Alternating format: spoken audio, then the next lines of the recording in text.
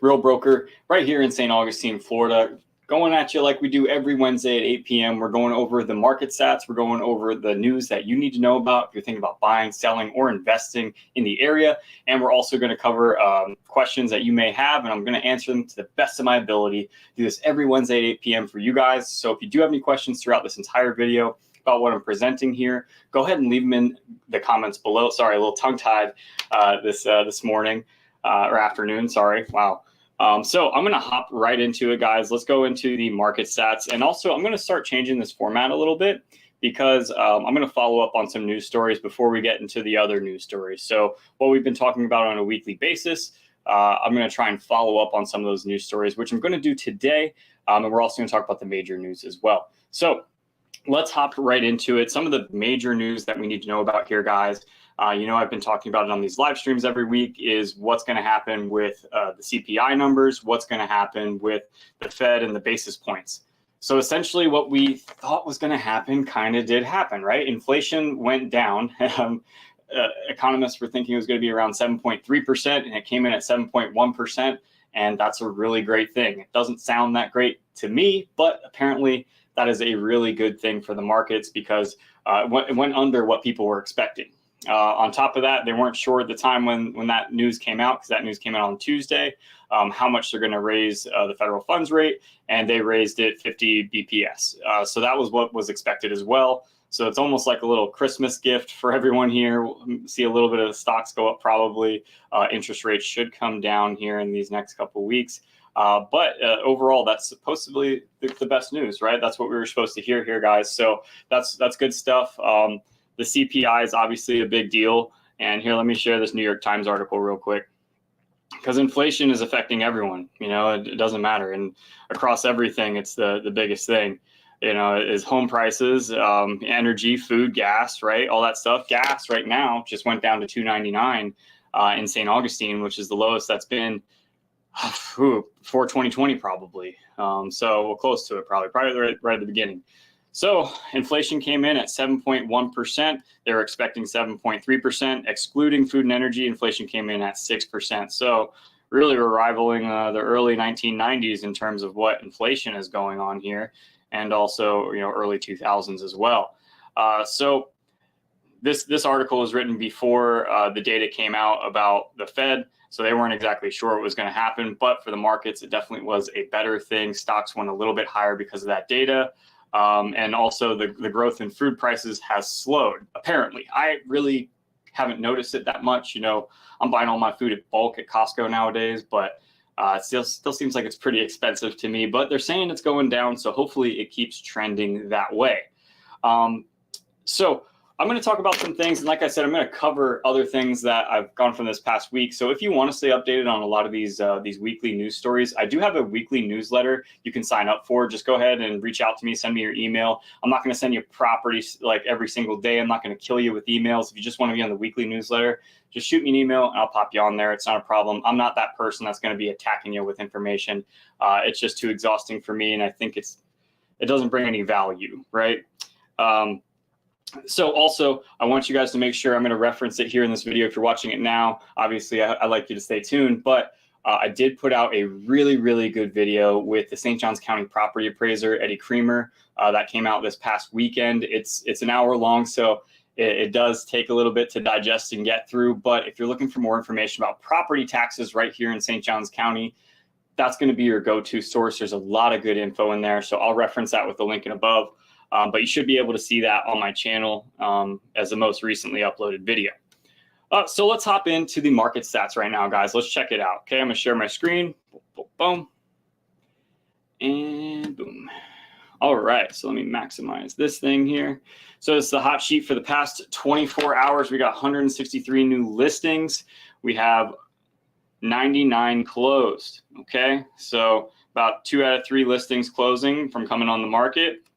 163 new listings. We got 100 pending and 40 contingent taking back up. So essentially everything that went on the market almost went off the market. Let's say 14 out of 16.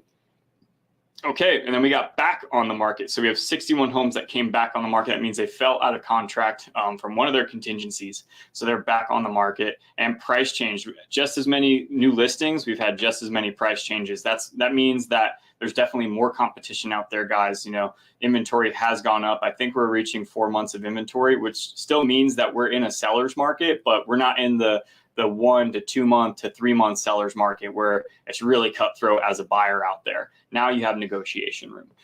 So really important to look. Let's take a look at the past week here, guys. Okay, see this update. So new listings 952 to closed listings 647. So that's giving us a broader picture there. So 6.5 out of 9.5 homes are selling, right? Pending, we got 704 and continue taking back up 270. So we actually had more go off the market under contract in that respect. Back on market, 254. Now look at the price changes here, guys. 1,254 price changes, more price changes than new listings. And that's because they're, at the end of the day, the new listings are the people that are on the market. The new listings are your competition. As an agent, I'm talking to the sellers. I'm like, hey, listen, like you're pricing your house against everyone here. Buyers are going into each one of these houses in the neighborhood. They're comparing and contrasting your house to another house. One of the best ways to make sure you're competitive in the market is to price yourself competitively. So they're seeing new people coming into the game. They're like, hey, we gotta change the price if we want to sell, because these people are looking at the market today versus when these guys listed and they're stuck on that number. So that's really important. Let me take a look over here at the other stats here. Boom. I'm going to share my screen here in just 1 second here, guys. I've been having some computer problems. It's hasn't really gotten that much better, but we are working through it. All right, share my screen right now. Let's do it. And guys, if you do have any questions about what's going on here in the market, go ahead and leave me a comment below. I'm here for you guys every Wednesday at 8 p.m. Just trying to do a solid job, you know. And of course, this thing's still loading. Okay, market infographics, boom. Okay, so we should have November's numbers in from this month. We should, but it may still be October. We'll have to double check. Oh my God, come on. This is killing me. Yes, so November's number came in. This isn't the entire Northeastern Florida region, right? So we're at $340,000 median sale price. Median days on market is 46 days on market. Active inventory, 7,360 new listings, or 7,360 active homes in the market. Now, at the beginning of this year, guys, that number was 3,000. You know, that number was maybe 2,500 at certain times, you know, so we are in a completely different market than we were 6 months ago, 12 months ago, 100%. So if you are looking to buy, sell, or invest in this market, then you need to know what's going on here. And it's trending the other way towards a buyer's market, but we are still in a seller's market. So it's still a competitive market here. You know, some homes are getting multiple offers still, which is pretty, especially with everything going on here. Pretty crazy with interest rates going up to 7, but they are trending downwards now, guys, which is what we want to see, right? We want to see interest rates go down, bring that affordability back to a level where people are comfortable, and hopefully people get back in the game. Now, we have seen mortgage applications since the interest rates have gone down. We have seen mortgage applications tick up pretty much week over week. So that's a good sign. Hopefully it keeps going that way. We keep doing what the Fed wants to do, which is a soft landing. I'm optimistic. We'll see what happens here, guys, but I'll stay tuned on that. Now, let's head into the recent news stories that I've covered before. So I just want to give you a little update on this, and we'll just do the first one here.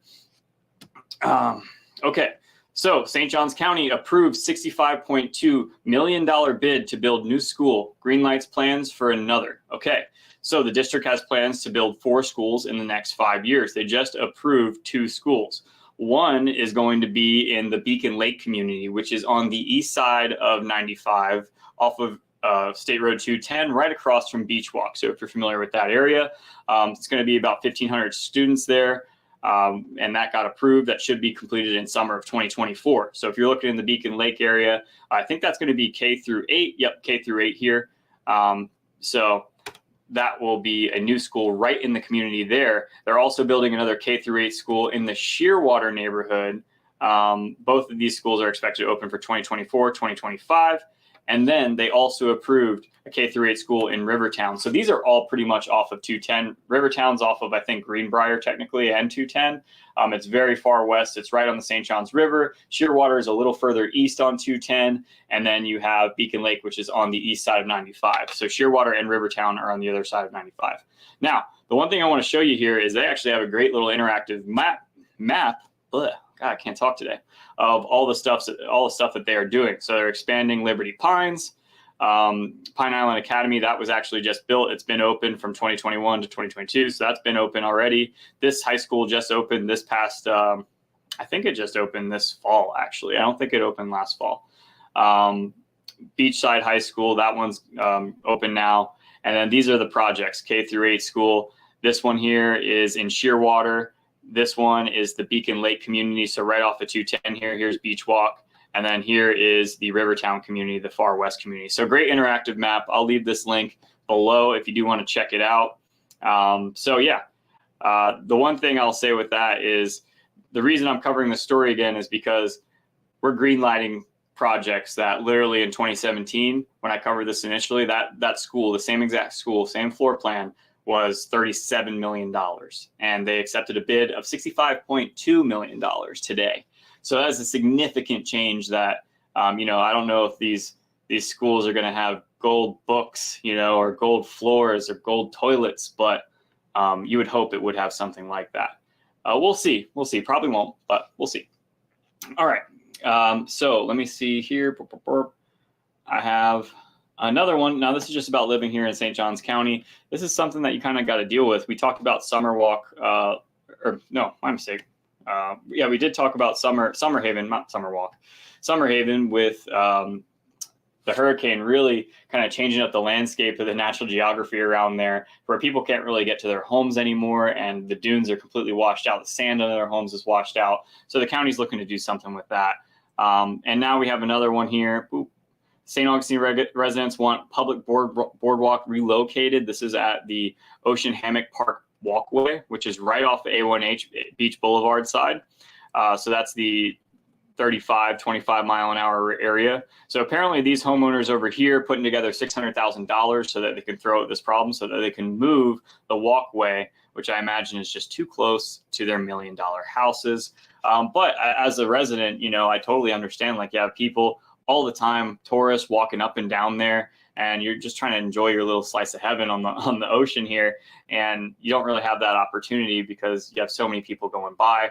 I could totally understand it as a property owner, and if they're willing to put the money forward too, and maybe the county throws in a little bit too, hey, you know what, they're doing the best they can to make the best out of the situation. Like, hey, you can still have the boardwalk, we just scoot it over a little bit. I don't think that's so bad, especially if they're contributing money. If they were asking the county to just flip the bill, different story. But here's another news story. We talked about teacher pay, right? Teacher pay is a big deal because here in St. Johns County, the cost of living has gone up. Inflation has gone up, like we were just talking about, still 7.1%. It's still not great, but compared to what it could be, right? So everything's got more expensive, and teachers, firefighters, cops, they're really facing the brunt of it because their pay hasn't really changed in these past couple of years as significantly as the cost of living has changed. So St. Johns County teachers, let me see here. They're pushing for a pay increase as negotiations continue between district and the union. So what was suggested the last time, I think they said, was a $945 pay increase a year.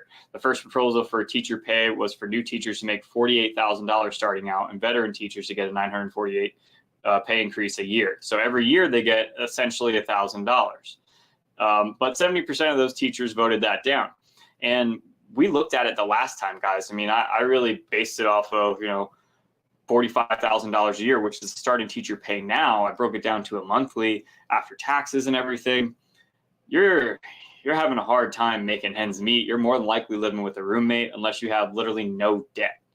So finding a place in St. Johns County is going to be increasingly difficult unless there's some type of subsidies or some type of tax incentive that we can give to these guys, which I definitely think they're going to have those coming down the pipe here because this is a big deal. What do you do if you can't have teachers that live in the area? They all got to drive 45 minutes to an hour in. Are we going to get the best talent at that point when they could go to another place that maybe the cost of living is a little bit cheaper, they get paid a little bit more, and they can drive maybe 20 minutes to their job. I think that's pretty reasonable. But the one thing to say with that is, like, this area is changing. There's no doubt about it. Jacksonville is a growing metropolitan area. St. Augustine isn't the old city that it was before, which was like the redheaded stepchild of Jacksonville. Now it's kind of its own blossoming thing. So will pay go up for us here for these people? I think it will. But most people in metropolitan areas, they're commuting 30, 45 an hour to get to their job, normally from a suburban area relocated around. So will that change here in Jacksonville? I mean, it kind of looks like it, because I know a lot of people that are getting pushed out to different counties just because they can't afford St. Johns County. Lived here their whole lives, can't afford it. So and that definitely sucks.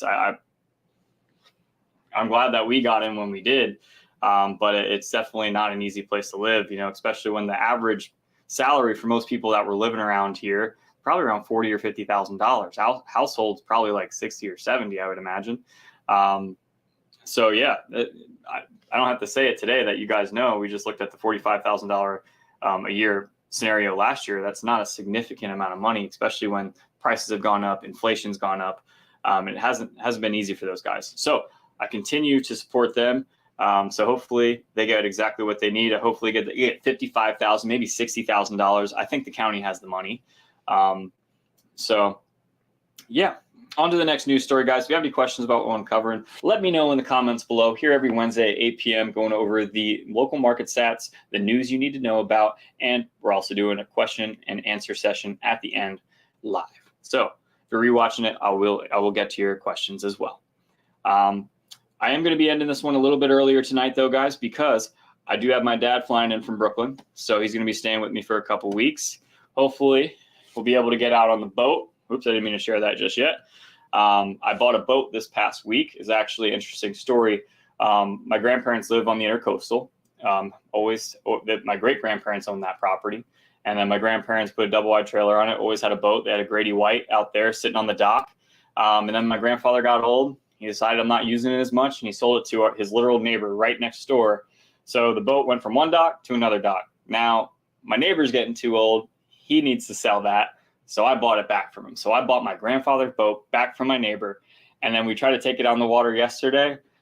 We were in the water for 5 minutes, and the engine cut. It died. It's a Grady White, so it's a solid boat. I got the boat for a steal, honestly. I got it for $5,000. So I got a really, really good deal on it. I was expecting there to be some problems, but not the first day, not the maiden voyage, and that's what happened. Unfortunately, we got stuck out there in the water for a little bit. We had to paddle ourselves around. We had to use the anchor to get ourselves around. But we got it out the water. Going to get a mechanic working on it today, and hopefully we'll get my dad out there. So we'll see. We shall see. All right, so let me share my screen in the next news story. Boop. No. All right, Palm Coast. Palm Coast, Flagler County is building a comprehensive plan for parks and recreation. Now, I've talked about Palm Coast before, and really in terms of parks and recreation, Palm Coast has a great biking system. They have a lot of natural parks. They have a lot of golf in that area, a lot of access to water. Palm Coast really does have a good handle on your recreational activities. But they're going to be conducting a survey to make that even better. They want to have a master plan community of parks and recreation. So they're going to end up hiring an analyst to kind of tell them what they need to do a study on it. And it looks like it's going to cost us about $189,000 to get this study done. So he's already done other cities where he's planned, the master plan of the community and where the parks and the recreation is going to go for the development of the area. I think Flagler County is looking to develop a little bit more, especially over these past couple of years. It has diversified a ton. So I think that's a good thing. The parks and recreation, I think that's one thing that St. Johns County doesn't have that great of a hold on. I think they just hey, we have beautiful beaches and that's it. We don't have a big park, a big area, which, like a Prospect Park or a Central Park. I think they have a Central Park in Atlanta that's big and open. Jacksonville's the same way too. They don't have this big open park where you can go and hang out and ride your bike and do whatever. And St. Johns County really doesn't have that. This is a ton of tiny little parks, like a couple walking trails, a couple miles and stuff like that, but nothing that's really, really expansive. Aside from like Anastasia State Park, like just stuff that most people like the public access have access to. So Palm Coast definitely wins in that area, but we'll see. We'll see what happens with this. They could just also be wasting money. $189,000 is a lot of money to study something like that. I don't know. I feel like that would take probably, like, if I was researching it, probably take me like a month. That seems like a lot of money to me. But I don't run the county, guys. I do not. But guys, it looks like I'm going to end this one today. That's the last news article that I had to cover. Hope you guys got some value out of this today. If you did, go ahead and tap that subscribe button below. Like the video, leave any comments if you have questions about living here in St. Johns County, best restaurants here in the area, best place to go grab a drink, all those kind of things. I love to know about. I'd love to hear what you guys are looking for. So let me know in the comments below. We're here every Wednesday at 8 p.m. going over the local stats. We're going over the news, and we're also going over any questions that you might have. I appreciate you guys for being here tonight. I'll see you next week.